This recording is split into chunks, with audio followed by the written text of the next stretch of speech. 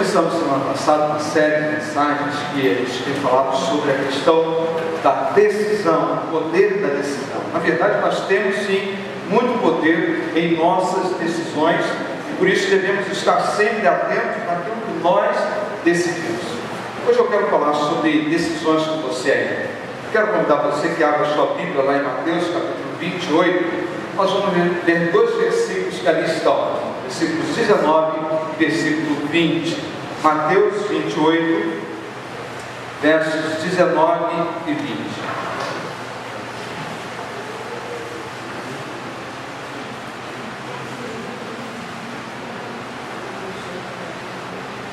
Mateus capítulo 28, versos 19 e 20. Assim nos diz a palavra de Deus: portanto, vão e façam discípulos de todas as nações, batizando-os em nome do Pai, e do Filho e do Espírito Santo, ensinando-os a obedecer a tudo o que eu lhes ordenei. E eu estarei sempre com vocês até o fim dos tempos. Vão e façam discípulos, é a ordem que nós vemos claramente nesse texto. Semana passada nós vimos que você tem a capacidade para tomar decisões e esperamos que você tome decisões sob uma perspectiva divina. Não simplesmente tome qualquer decisão, mas quando você tiver que tomar alguma, que você possa se basear naquilo que Deus realmente deseja para a sua vida, para o seu andamento, para o seu viver a cada dia. Cada decisão que nós tomamos tem um poder incrível e às vezes nós não temos sequer a dimensão do poder das nossas decisões. Elas podem nos levar para onde nós gostaríamos de estar, mas ao mesmo tempo uma má decisão pode nos levar exatamente para o lado oposto, muito longe daquilo que é o nosso objetivo. Uma decisão mal pensada nos coloca certamente em sérios apuros. Porém, quando nós tomamos decisões debaixo da vontade de Deus, nós vemos além das possibilidades, nós vamos além do que realmente pode acontecer em nossa vida, porque Deus sempre faz muito além do que nós podemos imaginar. Agora, podemos ver como o poder da influência pode agir em nós como igreja. Precisamos ver e olhar exatamente isso, o poder da influência. E como que a influência pode realmente mudar toda a perspectiva de sermos igreja. Por exemplo, na nossa igreja nós temos 5 áreas vitais, 5 áreas que nós entendemos ser muito importantes na vida da igreja. Uma delas, é lógico, é a adoração a Deus. Uma igreja precisa adorar ao Senhor e nós devemos tomar a decisão de adorar, e assim nós temos feito. Mas também a igreja, ela cultua a Deus junto. Ela cultua ao Senhor, ela oferece ao Senhor um culto de adoração que possa ser o melhor possível. Mas uma igreja também está preocupada com a educação. Por isso nós ensinamos a Bíblia da igreja. Por isso nós educamos aos membros a viverem de acordo com a vontade de Deus.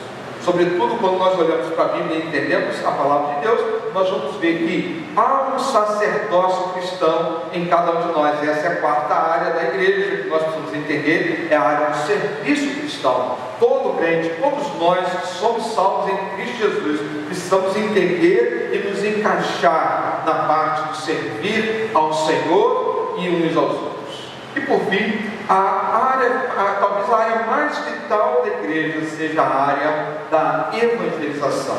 Hoje eu quero falar a respeito desta área e ver como o poder da influência pode alcançar almas para Jesus Cristo, o nosso Senhor. Nossa vida, de uma maneira geral, ela é influenciada por uma série de coisas. Por exemplo, você é influenciado por pessoas. Pessoas que estão ao seu redor agora, nesse exato momento, acaba emitindo alguma influência, alguma opinião sobre você, que acaba fazendo e conduzindo você a tomar algumas decisões, sejam elas sérias ou não tão sérias assim na sua vida. Mas também nós somos, vamos dizer assim, influenciados pela condição financeira. Porque se nós temos algum dinheiro no bolso, nós conseguimos comprar determinadas coisas que sem o dinheiro nós não conseguimos comprar. Então acaba que nós somos conduzidos em alguns momentos pelas condições financeiras que nós temos. Mas também nós somos influenciados pelos modismos que nos servem. A moda, e não estou falando somente da moda em relação a que vestimos ou deixamos de vestir, mas os modismos, eles acabam influenciando a nossa maneira de ser, a nossa maneira de agir e até mesmo a nossa maneira de falar. Então, nos dias atuais, coloca-se no nome da igreja o poder de transformar a sociedade, e de fato deveria ter. A igreja em si deveria ser o melhor e maior organismo vivo capaz de influenciar a sociedade. Em alguma pesquisa feita há algum tempo atrás, falou que, na verdade, a maior instituição que influencia e traz confiança às pessoas é o Corpo de Bombeiros. Os acontecimentos que tivemos algumas semanas atrás, não sabemos o que é mais. A igreja, ela se coloca não em segundo lugar, mas em terceiro lugar. Algumas igrejas, algumas denominações estão bem abaixo desse número. E eu tenho dito aqui, meus amados, diversas vezes que o número de igrejas tem aumentado exponencialmente. Cada vez mais nós encontramos mais igrejas. O problema está em que nós nem sempre vemos os resultados de ter uma igreja aberta na mudança da sociedade, na mudança das pessoas que estão ao redor, na influência que a igreja deveria causar e impactar a vida de tantos.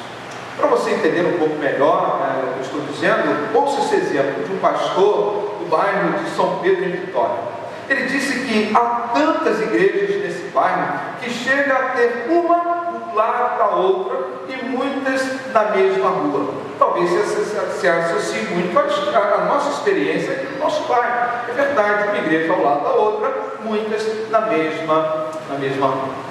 E uma pesquisa feita pela Futura, pela empresa Futura, somou-se a outras realizadas pela CEPAL, que diz que mostra um crescimento de números de evangélicos cada vez mais, principalmente no sudeste do Brasil, a área que nós moramos. Ao mesmo tempo, um mês depois dessa pesquisa ser divulgada sobre a religião no Espírito Santo, você vai ver que apareceu um outro estudo, uma outra evidência, um outro dado estatístico pouco agradável. Um levantamento sobre o índice de homicídios entre adolescentes, divulgado pelo governo federal. Diz que pelo menos 3 cidades capixabas, entre elas estão as 10 maiores do país, onde se matam mais adolescentes. O número de igrejas sobe, mas muitas vezes não há impacto na sociedade. Eu não quero que o número de igrejas suba, desde que não haja impacto na sociedade. Quero ver igrejas crescerem e abrirem, sim, desde que causem impacto na vida das pessoas que estão ao nosso redor. Nós devemos entender, sobretudo, meus amados, que a essência do Evangelho é a conversão, é a mudança, a transformação do indivíduo. Se o Evangelho é pregado, deve haver transformação para quem o ouve. Quando a mensagem é proclamada, nós devemos esperar não por outra coisa, não pelo sucesso do pregador, não pela forma que a igreja abraça as pessoas, mas sim pela transformação da pessoa, da comunidade e até mesmo de nações inteiras. Então eu creio, amado, que hoje nós podemos ter o poder de influência em nossas vidas de tal forma que vamos alcançar cada dia mais pessoas para o nosso Cristo Jesus. O poder de Deus, aliás, o poder de Deus, ele tem a sua influência concentrando-se em pelo menos 2 objetos principais. O primeiro deles é o Evangelho, e o segundo são as pessoas que foram alcançadas por esse Evangelho. Nós olhamos para esse texto e vemos as 2 coisas bem claras na palavra do Senhor. Dentre outras coisas, esse texto nos manda fazer discípulos. É um imperativo, é uma ordem, é uma direção que Deus dá para a igreja de Jesus. A igreja precisa gerar discípulos. A igreja de Jesus precisa produzir discípulos. A grande questão é, como se faz um discípulo? Como que faz uma pessoa entender o Evangelho de Jesus?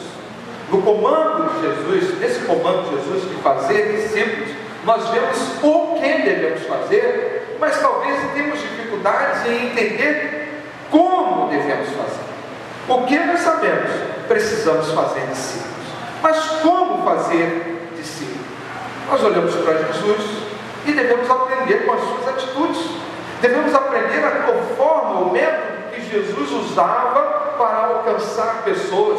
E assim, olhando para Jesus, poder imitá-lo e fazer discípulos tal qual Jesus fez. Nas suas relações pessoais, Jesus usava o poder da influência. Nos lugares que ele frequentava, ele usava o poder da sua influência. Na autoridade que exercia, ele usava o poder da influência.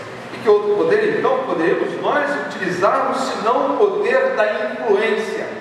Pois foi assim, meu amado, que o cristianismo saiu de uma única pessoa, o Cristo, e foi alcançando 12 pessoas, e depois passou para o número de 70, e depois chegou ao número de 500, e depois 3.000, e hoje chega a milhões de pessoas que entenderam a mensagem da cruz e entregaram as suas vidas a Jesus.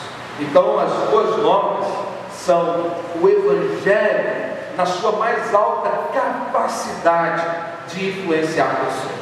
O Evangelho, ele está para nós, a fim de que nós possamos ser influenciados e influenciar pessoas ao nosso redor.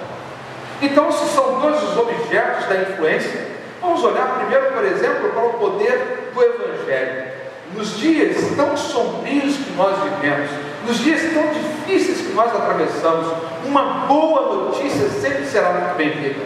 Uma boa notícia nos alegra o coração. Boas notícias é o que nós esperamos diante da adversidade. Quando alguém chega para nós com um sorriso nos lábios e nos trazem boas novas, nós ficamos muito felizes. Nós nos alegramos com a outra pessoa, mesmo que a bênção seja apenas da pessoa. Nós nos alegramos porque boas notícias produzem em nós coisas muito agradáveis. É a convicção de que, embora as pessoas vivam em uma situação delicada, o Senhor Jesus vem para nos ajudar a atravessar por cada uma delas.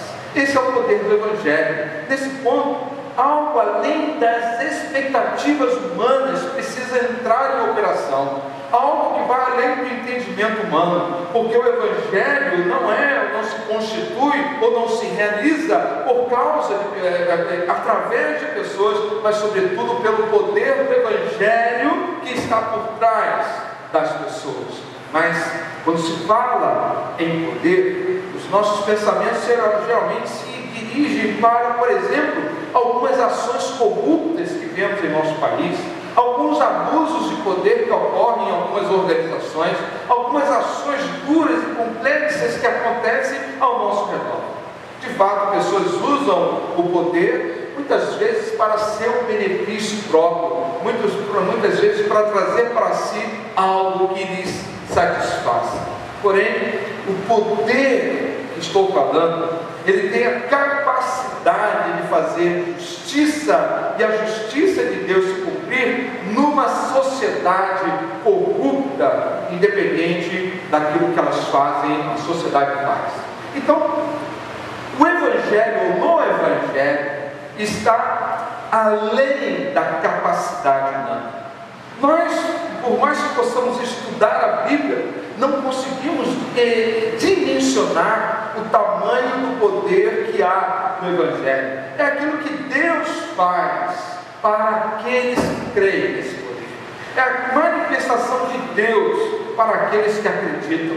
É o sobrenatural do Senhor ocupando as nossas vidas em lugares jamais imagináveis em nosso viver. É quando Deus chega e diz: chegou a hora de mudar, chegou a hora de modificar o seu status quo, chegou a hora de mudar a sua situação que aparentemente não ia bem, mas que pode caminhar bem, desde que eu, o Senhor, intervenha na sua vida. E é esse poder que alcançou milhões de pessoas ao longo de toda a humanidade, ao longo do tempo, em lugares jamais pensados por nós. Então, o poder de Deus, ou o poder do Evangelho, é o próprio Deus se revelando a homens e mulheres como eu e como você. Deus então veio e se estabeleceu entre nós. Ele nos amou. Nada fizemos para merecer esse amor. Nada fizemos para sermos dignos desse amor. Mas Ele mesmo assim o fez. A Bíblia diz lá em Romanos, capítulo 1, versículo 16: porquanto eu não me envergonho deste Evangelho, porque é o poder de Deus para a salvação de muitos, para a salvação de todo aquele que nele crê.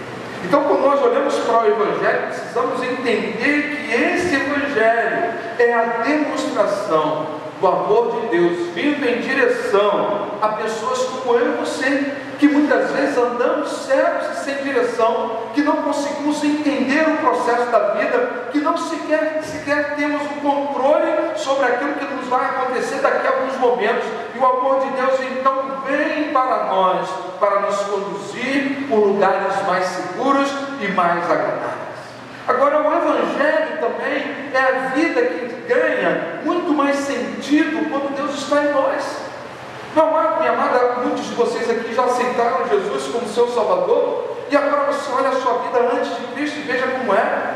Olha a sua vida como se comportava, como você vivia antes de Cristo. E eu garanto que a maioria de vocês poderá dizer que a vida que vocês vivem agora é muito melhor, porque vocês tomaram a decisão de seguir a Jesus.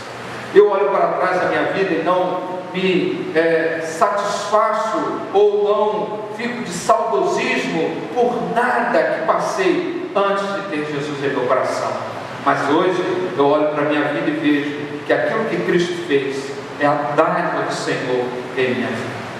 Agora, o Evangelho também é a libertação de qualquer situação que queira nos prender. A Bíblia diz em determinado momento: antes nós estávamos vivendo debaixo da escravidão do pecado. Nós vivemos escravos da situação, das circunstâncias, mas o Cristo que traz o Evangelho até nós, Ele nos libertou para que todos nós pudéssemos ter a vida.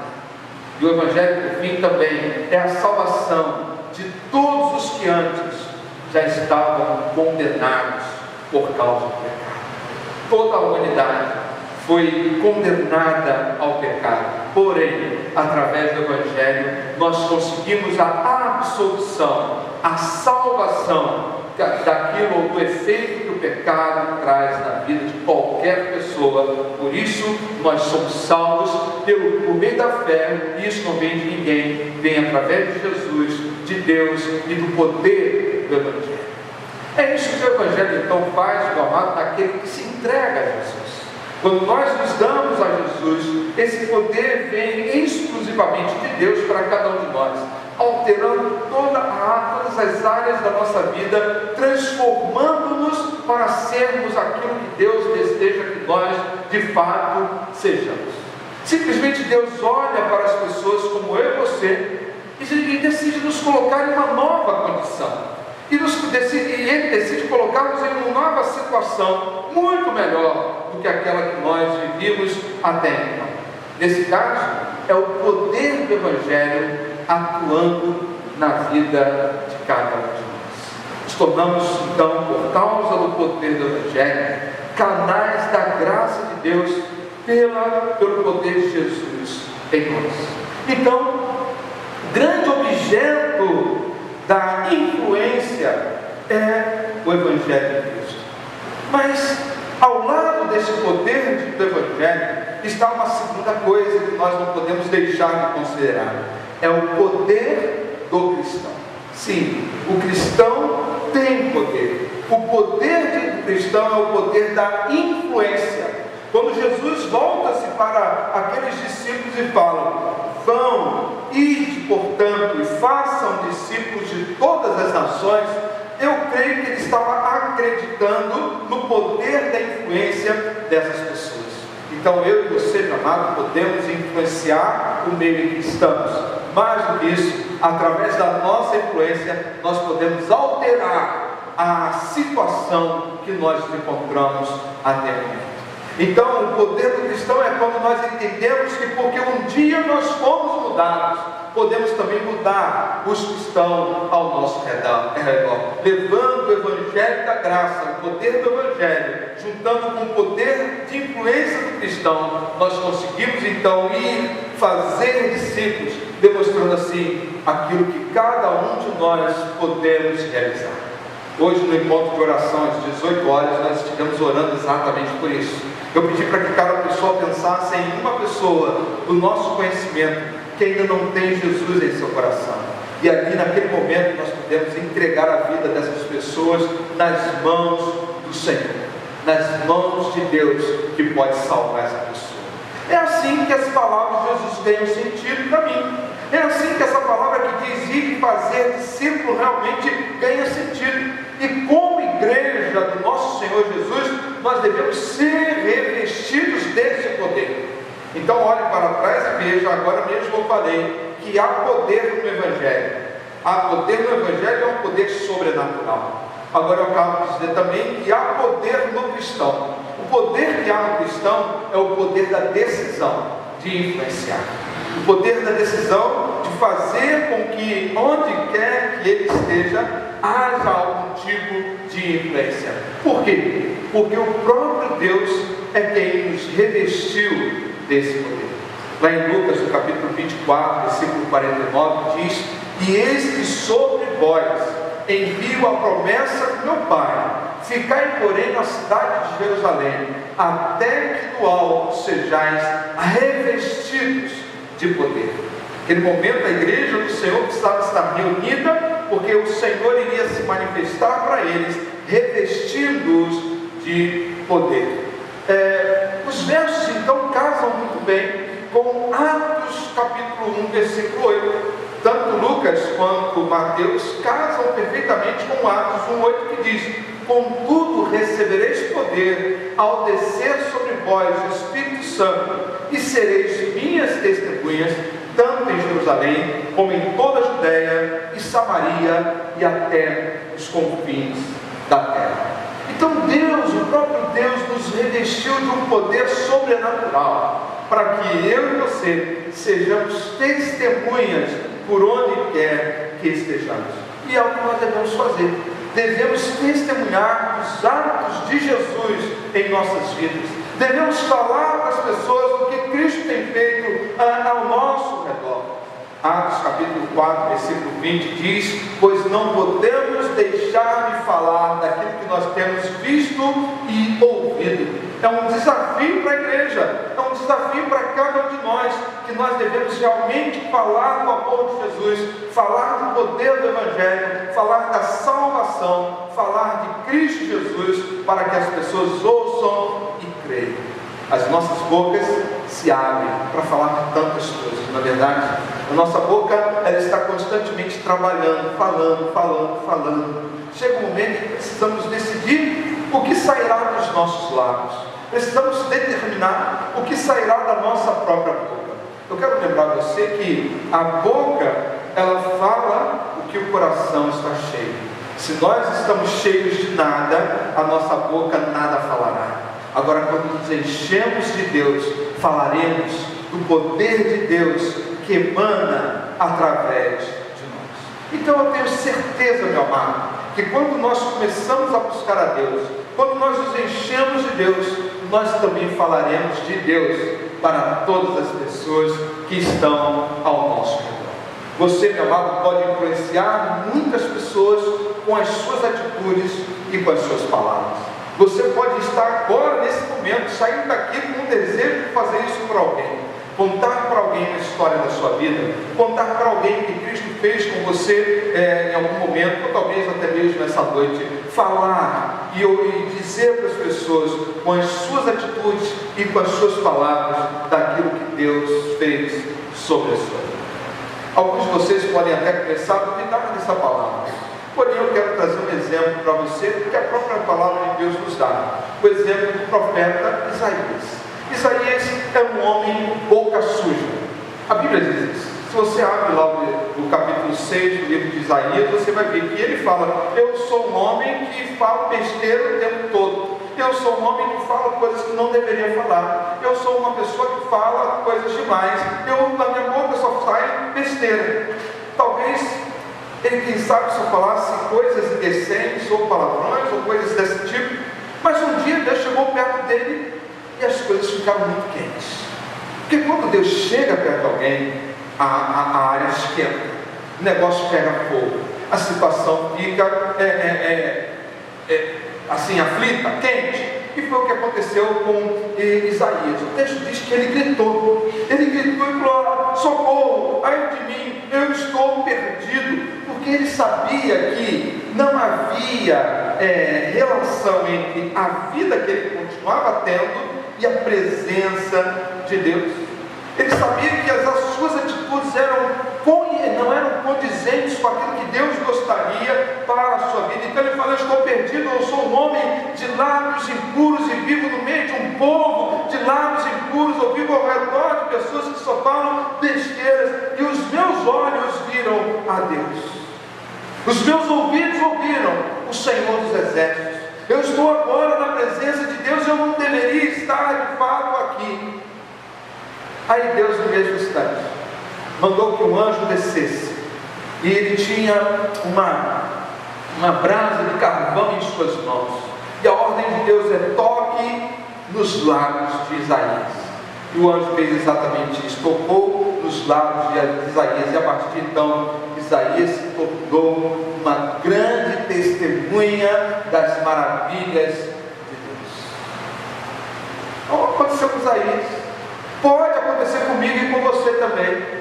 Eu não sei a dimensão da sua vida, eu não consigo imaginar as coisas que você faz, eu não consigo entender onde você anda, mas eu creio no Deus de Isaías. E o Deus de Isaías diz que quando alguém se coloca na presença dele, ele se dispõe a consertar tudo que está na vida dessa pessoa. É o que ele fez aqui, e o mesmo pode acontecer comigo e com você. Tudo isso para que se cumpra o desejo de Deus em fazer com que você se torne primeiro um discípulo de Jesus.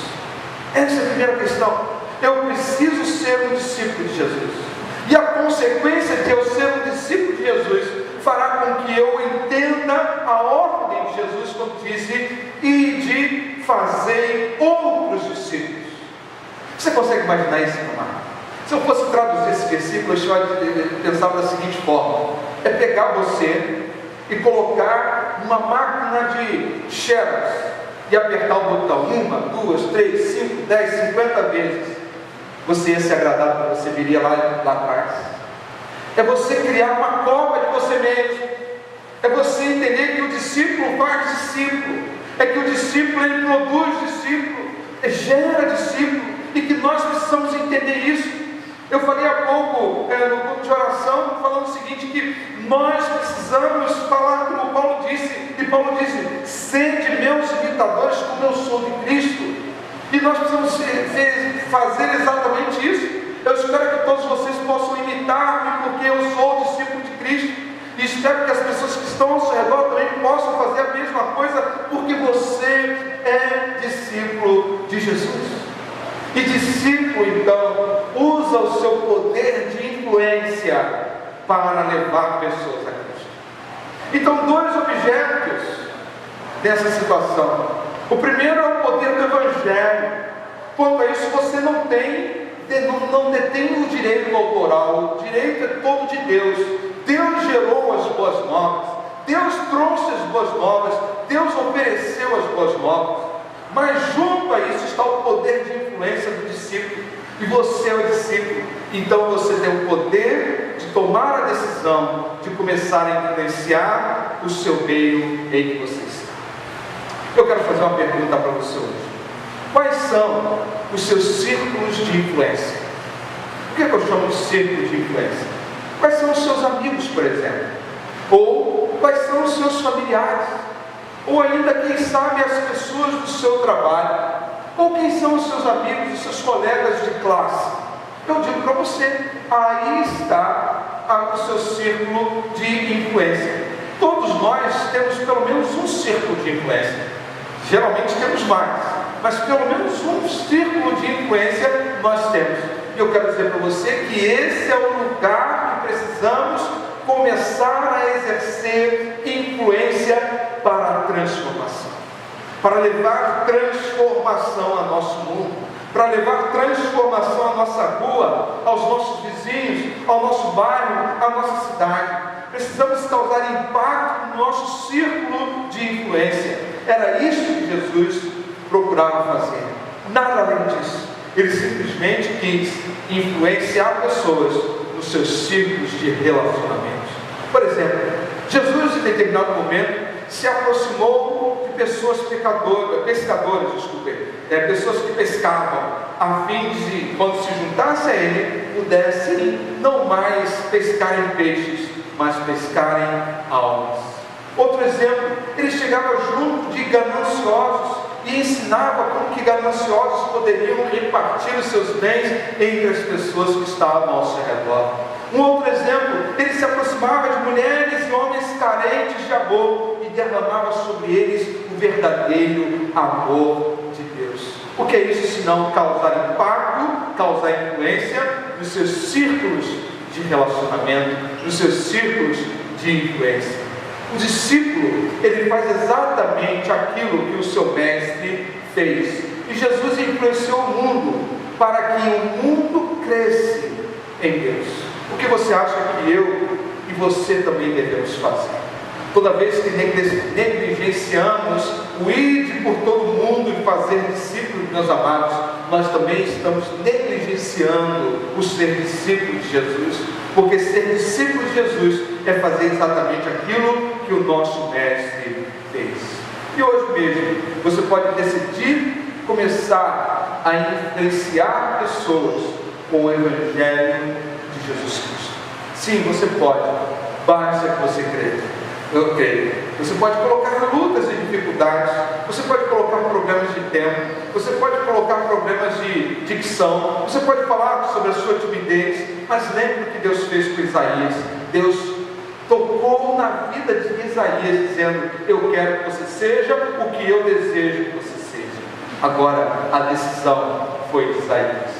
Você lê o texto, capítulo 6, de repente você vê um homem que tinha os lábios impuros, que falava besteira uma atrás da outra, voltar-se para Deus e dizer: eis-me aqui, envia a mim. O mesmo Isaías, que antes estava dando desculpas, agora era um voluntário para deixar o poder de Deus a agir através da sua vida e contagiar e influenciar a vida daqueles que estavam ao seu redor. Alguém certo dia falou que estamos cercados de pessoas que necessitam da nossa atenção, que necessitam do nosso incentivo, que necessitam de nosso apoio, que precisam do nosso consolo e da nossa bondade, sejam familiares, sejam amigos, conhecidos ou estranhos. E ele disse: somos as mãos do Senhor aqui na terra, com o encargo de servir e edificar os seus filhos. Deus precisa de cada um de nós para o Evangelho ser anunciado. A Igreja de Jesus, ao longo da história, influenciou a sociedade em que ela estava inserida. Quem lê um pouco sobre a história da igreja verá que toda vez que a igreja buscava a Deus, ela influenciava o meio em que ela estava. E isso, meu amado, precisa começar a acontecer novamente. Não precisamos de tantas igrejas, mas precisamos de igrejas que estejam dispostas e fortes a fazer ou deixar fazer, usar melhor o poder da influência para que pessoas possam crer nesse Jesus que nós também cremos. Tudo isso depende de usarmos o poder do Evangelho e o poder da influência para alcançar pessoas para o nosso Senhor Jesus. Diante de você, meu amado e amada, está a oportunidade, o poder da decisão. Você pode sair daqui hoje da mesma forma como entrou. Você pode sair daqui hoje com as suas mesmas decisões. Você pode sair daqui hoje vivendo a sua vida da mesma forma. Porém, se você entender o que eu estou falando, você pode usar o poder do Evangelho e o poder da sua influência para abençoar a vida de alguém. Então essa é a minha decisão hoje, e eu quero que você também a tome agora, em nome de Jesus. quero orar por você, porque eu creio que alguns de vocês estão tomando essa decisão nesse exato momento, de usar o poder do Evangelho e o poder da influência para levar